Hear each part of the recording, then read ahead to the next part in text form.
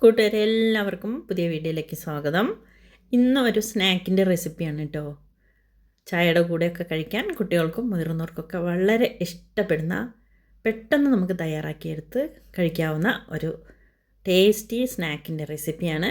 എല്ലാവരും വീഡിയോ ഫുള്ളായിട്ട് കണ്ടിട്ടൊന്ന് അഭിപ്രായം പറയൂ. വീഡിയോ ലൈക്ക് ചെയ്യാൻ മറക്കല്ലേ. സബ്സ്ക്രൈബ് ചെയ്യാത്തവർ ചെയ്യാനും ഹൈപ്പ് ചെയ്യാനും കൂടി മറക്കണ്ട കേട്ടോ. കൂടെ ബെല്ലൈക്കൺ കൂടി ഒന്ന് പ്രസ് ചെയ്തേക്കണേ. ഇനി നമുക്ക് എങ്ങനെയാണ് ഈ സ്നാക്ക് തയ്യാറാക്കണതെന്ന് നോക്കാം. അതിനായിട്ട് കിഴങ്ങാണ് ആദ്യം വേണ്ടത് കേട്ടോ. 2 കിഴങ്ങ് കഴുകി വൃത്തിയാക്കി ഒന്ന് കുക്കറിലിട്ട് വേവിച്ച് തോലൊക്കെ കളഞ്ഞെടുത്തതാണ്. നമ്മളിങ്ങനെ ഇട്ടുമൊക്കെ വെക്കുമ്പോൾ ചെയ്യാറില്ലേ, അതേപോലെ അതിൻ്റെ തോലൊക്കെ കളഞ്ഞൊന്ന് ഉടച്ച് റെഡിയാക്കി വെച്ചിട്ടുണ്ട്. നല്ല പൊടിയുള്ളതാണെങ്കിൽ നല്ല രുചി കിട്ടും കേട്ടോ. ഇത് അത്ര പൊടിയില്ല, എന്നാലും കുഴപ്പമുണ്ടായിരുന്നില്ല. നന്നായിട്ടൊന്ന് ഉടച്ച് വെച്ചതിന് ശേഷം സവാള ചെറുതായിട്ട് കട്ട് ചെയ്തതാണ് ഞാനിതിലേക്ക് ചേർത്ത് കൊടുത്തത്. പിന്നെ കുറച്ച് പച്ചമുളക്, എരിവ് കുറവായതുകൊണ്ട് 3 ചെറുതായിട്ടൊന്ന് കട്ട് ചെയ്തിട്ടു കേട്ടോ. പിന്നെ ഒരു ചെറിയൊരു കഷ്ണം ക്യാരറ്റ് നൈസായിട്ടൊന്ന് കട്ട് ചെയ്തതും കൂടി ഇതിലേക്ക് ചേർത്ത് കൊടുത്തിട്ടുണ്ട്. പിന്നെ നമുക്കിതിലേക്ക് കറിവേപ്പിലയോ മല്ലിച്ചപ്പോ എന്തെങ്കിലുമൊക്കെ ചേർത്ത് കൊടുക്കാം, ലീഫൊക്കെ. അപ്പോൾ ഒരു പുതിന ഒന്നും ചേർക്കണ്ട, നല്ലൊരു ടേസ്റ്റാണ് കേട്ടോ. ഈ ഇലകളൊക്കെ ചേർക്കുമ്പോൾ ഒരു 1/4 ടീസ്പൂൺ ഇഞ്ചി വെളുത്തുള്ളി പേസ്റ്റും കൂടി ചേർത്തു. ഇഞ്ചി വെളുത്തുള്ളിയും കൂടി ചേർന്ന് പേസ്റ്റ് ആക്കിയതാണ് കേട്ടോ അല്പം ചേർത്തിട്ടുള്ളത്. സെപ്പറേറ്റ് വേണമെങ്കിലും ചേർത്ത് കൊടുക്കാം.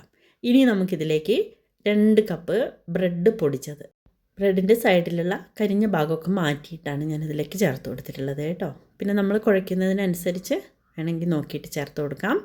അതും കൂടി ചേർത്തു. പാകത്തിന് ഉപ്പും കൂടി ചേർത്തു. അതൊക്കെ നമ്മളിങ്ങനെ മിക്സ് ചെയ്യുമ്പോൾ മനസ്സിലാവുമല്ലോ. കൂടുതലങ്ങ് ചേർക്കരുത് കേട്ടോ.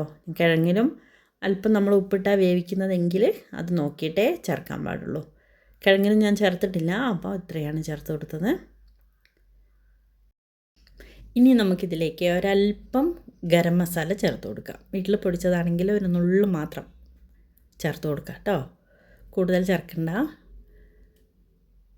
അതില്ല എങ്കിൽ കുറച്ച് ചിക്കൻ മസാല നമുക്ക് ചേർത്ത് കൊടുത്താലും മതി. കൂടെ കുരുമുളക് 1-2 ഒന്ന് ചതച്ചതും കൂടി ഇട്ട് കൊടുക്കാം. പിന്നെ ഒരു 1/4 സ്പൂൺ കാശ്മീരി ചില്ലി പൗഡറും കൂടി ചേർത്തിട്ടുണ്ട് കേട്ടോ. എന്നിട്ട് നമുക്കിതൊന്ന് നന്നായിട്ടൊന്ന് കുഴച്ചെടുക്കണം. കിഴങ്ങിലൊക്കെ ഒരല്പം വെള്ളം കാണും, നമ്മൾ ആവിയിൽ വേവിച്ചെടുത്തതല്ലേ. ബ്രെഡൊക്കെ കറക്റ്റായിരുന്നു, നോക്കിയിട്ടൊക്കെ ചെയ്യണം കേട്ടോ. വേണമെങ്കിൽ ഒരല്പം കൂടി ബ്രെഡ് പൊടിച്ചതും കൂടി ചേർത്ത് നല്ലപോലെ ഇതേപോലെ കുഴച്ചെടുക്കാം. കയ്യിലൊക്കെ ഒരു ഓയിലൊക്കെ ഒരല്പം പുരട്ടിയിട്ട് വേണമെങ്കിലും കുഴച്ചെടുക്കാം. ഇതേപോലെ സിമ്പിളായിട്ട് ഉടനെ തന്നെ നമുക്കിത് ഫ്രൈ ആക്കിയെടുക്കാം. ഇതാ കണ്ടില്ലേ, ഇനി ഇതേപോലെ ഉരുട്ടി ഈ ഷേപ്പിലാണ് നമ്മളിത് ചെയ്തെടുക്കുന്നത്. അവരവരുടെ ഇഷ്ടം പോലെ ചെയ്യാൻ ബോൾ വേണമെങ്കിലും ആക്കിയെടുക്കാം. ഇങ്ങനെ നീണ്ട രീതിയിലാവുമ്പോൾ ഒരേപോലെ ഒന്ന് ഫ്രൈ ആവും, ഉള്ളൊക്കെ ഒരേപോലെ ഒന്ന് വെന്ത് കിട്ടും. ബ്രെഡൊക്കെ അല്ലേ ചേർത്തിട്ടുള്ളത്, ഹൈ ഫ്ലെയിമിലിടാനൊന്നും പാടില്ല ഉണ്ടാക്കുമ്പോൾ, അപ്പോൾ ശ്രദ്ധിച്ച് ചെയ്യണം കേട്ടോ. ഇനി നമുക്കതിൻ്റെ ഒരു കോട്ടിങ്ങിന് വേണ്ടിയിട്ട് ബ്രെഡ് ക്രംസും കൂടി വേണം. ബ്രെഡ് ക്രംസും നന്നായിട്ട് ഇതൊന്ന് പൊതിഞ്ഞ് കവർ ചെയ്തെടുക്കണം. ഇതേപോലെ കേട്ടോ.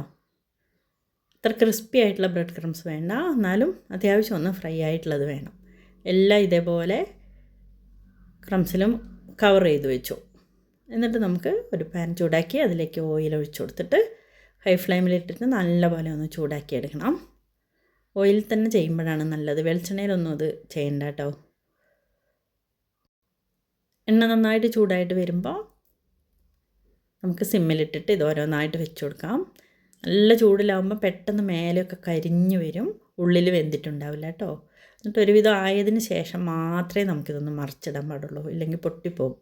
ഞാൻ ഒരെണ്ണം കുറച്ച് തിരക്കൂട്ടി മറിച്ചിട്ടപ്പോൾ കണ്ടില്ലേ ഒന്ന് പൊട്ടിയത്. അപ്പോൾ അതിൻ്റെ ഉള്ളിലുള്ള മാവൊക്കെ പുറത്തേക്ക് വരും. വളരെ ശ്രദ്ധിച്ച് ചെയ്യണം കേട്ടോ.